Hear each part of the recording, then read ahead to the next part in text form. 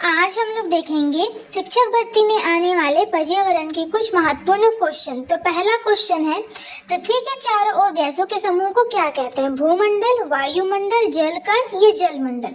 तो इसका आंसर हो जाएगा बी, वायुमंडल।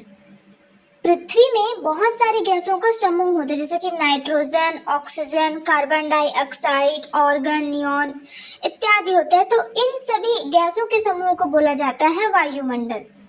इसका आंसर हो जाएगा ऑप्शन बी, वायुमंडल। आइए देखते हैं दूसरा क्वेश्चन। वायु एक ऑप्शन ए यौगिक है, मिश्रण है, तत्व है, ये विद्युत अपघट्य है। तो इसका आंसर हो जाएगा वायु एक मिश्रण है। वो कैसे, आइए देखते हैं। मिश्रण ऐसा पदार्थ होता है जिसमें दो या दो से अधिक तत्व या यौगिक किसी भी अनुपात में साधारण रूप में मिश्रित होते हैं। वायु विभिन्न गैसों का मिश्रण होता है। गैसों का यह मिश्रण वायुमंडल में पाया जाता है, इसलिए वायु एक प्रकार का मिश्रण है। तो तीसरा क्वेश्चन है, निम्नलिखित नोबल गैसों में से कौन सी वायु में नहीं पाई जाती है? Helium, radon, organ and neon. तो इसका आंसर हो जाएगा रेडॉन। रेडॉन हमारे वायु में नहीं पाई जाती है, क्योंकि रेडॉन एक प्रकार का रेडियो एक्टिव नोबल गैस है, जो शुष्क वायु में इसकी मात्रा नगण्य होती है। तो अब हम देखेंगे चौथा क्वेश्चन। तो यदि पृथ्वी पर पाई जाने वाली वनस्पतियां, पेड़ पौधे समाप्त हो जाएं तो किस गैस की कमी होगी? ऑक्सीजन, नाइट्रोजन, कार्बन डाइऑक्साइड या जलवाष्प? तो इसका आंसर हो जाएगा ऑक्सीजन। यदि पृथ्वी पर पेड़ पौधे ही नहीं रहेंगे तो कार्बन डाइऑक्साइड को ग्रहण कौन करेगा? अगर कार्बन डाइऑक्साइड को ग्रहण ही नहीं करेंगे तो O2 कहाँ से बनेगा, यानी ऑक्सीजन कहाँ से बनेगा? इस कारण ऑक्सीजन की कमी हो जाएगी। तो इसका आंसर हो जाएगा ऑप्शन बी। अब है पांचवा क्वेश्चन, निम्नलिखित में से कौन सा कार्य पेड़ पौधों का नहीं है? कार्बन डाइऑक्साइड का अवशोषण, शोर का अवशोषण, वायु का प्रदूषण, ऑक्सीजन की विमुक्ति? तो इसका आंसर हो जाएगा वायु का प्रदूषण, क्योंकि पेड़ पौधे वायु को प्रदूषित नहीं करते हैं, बल्कि वायु को प्रदूषित होने से बचाते हैं। अब है छठवां क्वेश्चन, पर्यावरण अपकर से अभिप्राय है।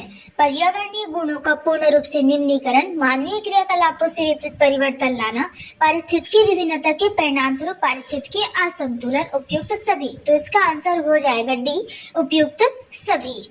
प्राकृतिक आवास का विनाश, जैव विविधता की हानि या प्राकृतिक संसाधनों के क्षरण होने से पर्यावरण को होने वाले नुकसान को पर्यावरण अपकर्ष कहते हैं। सातवां क्वेश्चन, अपक्षय का विचार संबंधित है।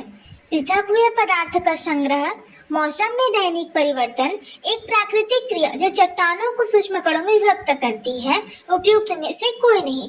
तो इसका आंसर हो जाएगा ऑप्शन सी। अपक्षय चट्टानों की टूट फूट की वह क्रिया है जिसके अंतर्गत चट्टानें विघटन या वियोजन द्वारा ढीली पड़कर एवं विदीर्ण होकर अपने स्थान पर ही बिखर कर रह जाती है, इसलिए इसका आंसर हो जाएगा ऑप्शन सी। अब है क्वेश्चन आठवां, निम्न में से किस एक का संबंध पर्यावरणीय सुरक्षा से नहीं है? पहला धारणीय विकास, वातानुकूल, गरीबी कम करना, कागज के थैले का प्रयोग करना? तो इसका आंसर हो जाएगा ऑप्शन सी। ऑप्शन सी में है गरीबी कम करना। तो देखते हैं, धारणीय विकास, वातानुकूलन, कागज के थैले का प्रयोग करना, यह पर्यावरण से प्रत्यक्ष संबंधित है, किंतु गरीबी कम करना पर्यावरण से प्रत्यक्ष संबंधित नहीं है। अब है क्वेश्चन नौवां, निम्नलिखित में से किस वर्ष में भारत सरकार द्वारा पर्यावरण संरक्षण अधिनियम पारित किया गया था?